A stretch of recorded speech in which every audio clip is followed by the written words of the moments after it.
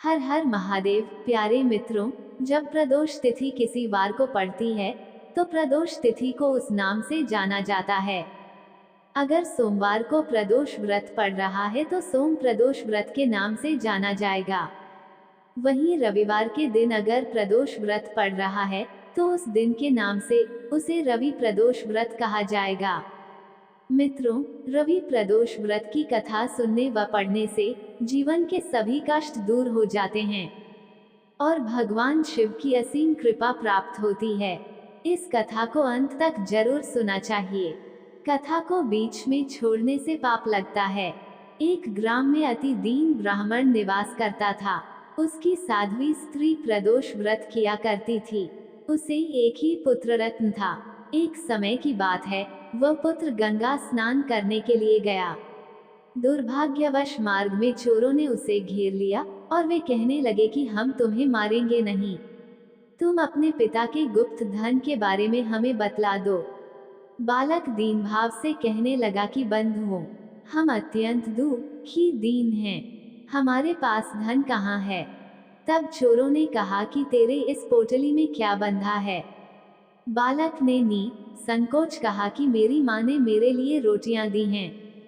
ये सुनकर चोरों ने अपने साथियों से कहा कि साथियों, ये बहुत ही दीन दुखी मनुष्य है, अतः हम किसी और को लूटेंगे। इतना कहकर चोरों ने उस बालक को जाने दिया। बालक वहां से चलते हुए एक नगर में पहुंचा। नगर के पास एक बरगद का पेड़ था। वह बालक उसी बरगद के वृक्ष की छाया में सो गया। उसी समय उस नगर के सिपाही चोरों को खोजते हुए उस बरगद के वृक्ष के पास पहुंचे और बालक को चोर समझकर बंदी बना राजा के पास ले गए। राजा ने उसे कारावास में बंद करने का आदेश दिया। ब्राह्मणी का लड़का जब घर नहीं लौटा तब उसे अपने पुत्र की बड़ी चिंता हुई। अगले दिन प्रदोष व्रत था। ब्राह्मणी ने प्रदोष व्रत किया और भगवान शंकर से मन ही मन अपने पुत्र की कुशलता की प्रार्थना करने लगी। भगवान शंकर ने उस ब्राह्मणी की प्रार्थना स्वीकार कर ली। उसी रात भगवान शंकर ने उस राजा को स्वप्न में आदेश दिया कि वो बालक चोर नहीं है, उसे प्रातः काल छोड़ दे, अन्यथा तुम्हारा सारा राज्य वैभव नष्ट हो जाएगा। प्रातः काल राजा ने शिवजी की आज्ञानुसार उस बालक को कारावास से मुक्त कर दिया गया। बालक ने अपनी सारी कहानी राजा को सुनाई।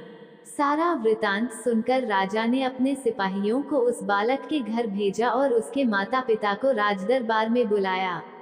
उसके माता पिता बहुत ही भयभीत थे।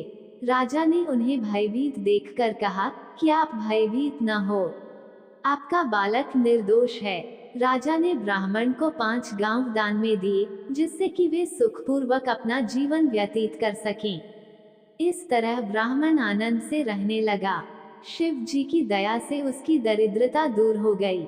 अतः जो भी मनुष्य रवि प्रदोष व्रत को करता है वह सुखपूर्वक और निरोगी होकर अपना पूर्ण जीवन व्यतीत करता है और अंत में मोक्ष प्राप्त करता है। मित्रों, अगर आपको यह वीडियो पसंद आया हो तो वीडियो को लाइक और चैनल को सब्सक्राइब जरूर करें। धन्यवाद।